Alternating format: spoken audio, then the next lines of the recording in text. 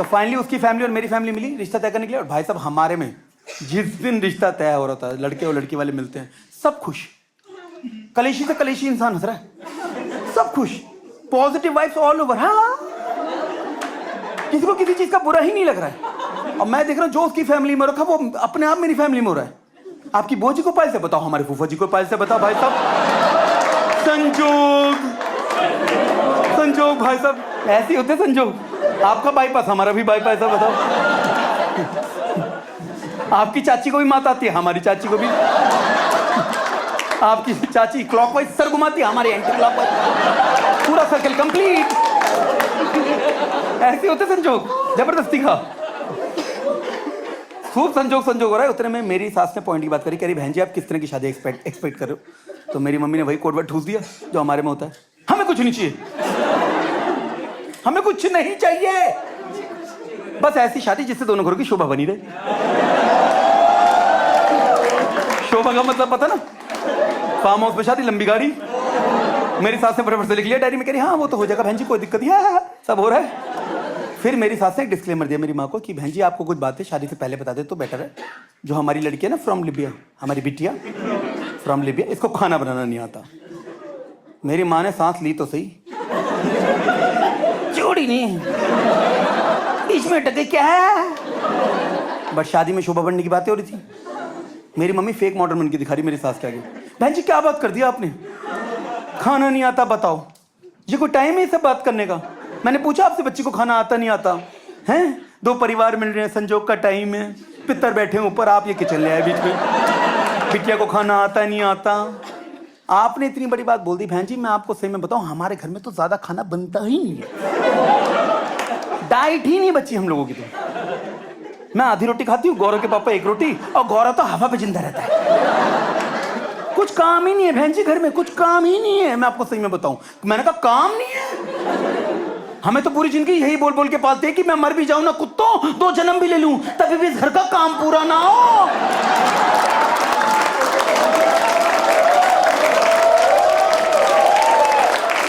मैंने कहा इनका बहुत बुरा कटेगा, इनको नहीं पता मेरे घर में काम के कलेश है सारे, छोटे छोटे कामों के कलेश है कि पापा का कच्चा किसने सुखाया था, चिमटी पूरी अंदर तक गड़ाने थी तो ऊपर ऊपर रखी उड़ गया, 2-2 घंटे कलेश चल रहे हैं उस चक्कर में, नाश्ता नहीं बन रहा, इनको नहीं पता भाई, शोभा बढ़ने के चक्कर में कुछ भी बोले जा रही है।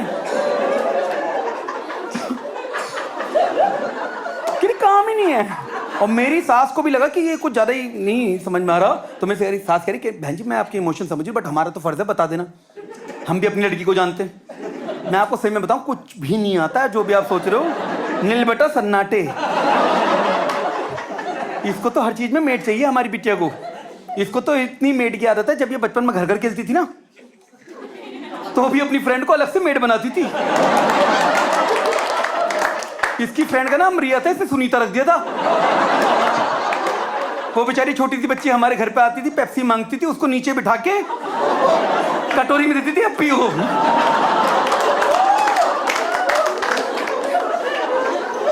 सारे दिन भर उस बच्ची से काम करवाती रहती थी मेड बना के, कि तुम बारबी डॉल को नहलाना, तुम सारे टॉय समेट के रखना, तुम प्ले रूम में झाड़ू लगाना। तब मेरी मम्मी की दुख दुख शुरू हुई, कोई तो कांडी बहू आ रही है, इसके हाथ का नसीब नहीं होने का लग रहा है। तो प्रोटेक्शन के लिए मेरी माँ ने एक डिस्क्लेमर मेरी सास को दी थी कि बहन जी कोई दिक्कत नहीं, जितनी हेल्प करा देगी किचन में, हेल्प, इससे ज्यादा मिसलीडिंग वर्ड पैदा नहीं हुआ इस घर में। पूरे देश में मैं बता रहा हूँ, यहाँ पर कोई भी लड़की है जिसकी शादी नहीं हुई अभी तक, कोई है यहाँ पर? हाँ, क्या नाम है मैम आपका? हाँ, कनिका। लाडो जब भी शादी हो और वुड भी सास बोले कि कनिका को खाना नहीं आता, कोई दिक्कत नहीं, हेल्प करा देगी, तुम्हारे लंबे वाला काट रही है, तुम्हें किचन में इंटर्न रख रही है वो औरत, और इंटर्न से सबसे ज्यादा काम कराया जाता है, ये बोल बोल के कि ये तो सीख रहा है, उसकी शिफ्ट कभी पूरी नहीं होती। और मेरी बीवी को पता नहीं कि उसका कट रहा है, वो तो इस वर्ड पे पागल ही हो गई, कह रही क्या बोला मम्मी जी ने, हेल्प, वाओ क्या कोऑपरेटिव सास मिली मुझे, हम लोग टीम वर्क करेंगे किचन में, टीम वर्क। मेरी बीवी तो पागल हो गई मेरी माँ के लिए, शादी के बाद घुसे जा रही मेरी माँ के अंदर, mummy ji mummy ji mummy ji mummy ji mummy ji mummy ji, और मेरी माँ ने धर लिया, आओ बेटे let's meet the real mummy ji. Help का दिन आ गया। दाल बनी में झोंका तुम लगाओ, डू सम हेल्प। और ये भी पगली तैयार। हाँ जी मम्मी जी करती हूँ, करछी लेके तैयार। इसने घी डाला, जीरा डाला, जैसी लाल मिर्च डाली है ऐसी आग की लपटें निकली हैं, हमारी पीओपी जला गई पूरी की पूरी। यहां मेरे पापा खड़े हुए, shit my whole work is destroyed.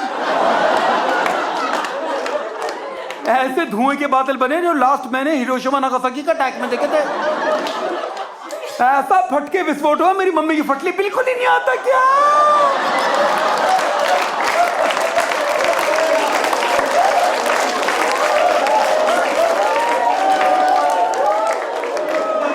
बस बेटा हो गई, हेल्प हो गई, मती मारी गई थी मेरी जो हेल्प मांग ली। अरे गौरव इसे तो बिल्कुल ही नहीं आता, बहन जी सही कह रही थी, मेरी आग लगी हुई थी, हेल्प करा लूं इससे। अरे घर में लाशें लाशें नाचेंगी बेटा, हर कोने में मौत नाचेगी। एक छौके के चक्कर में बन गई दाल, लग गया छौका।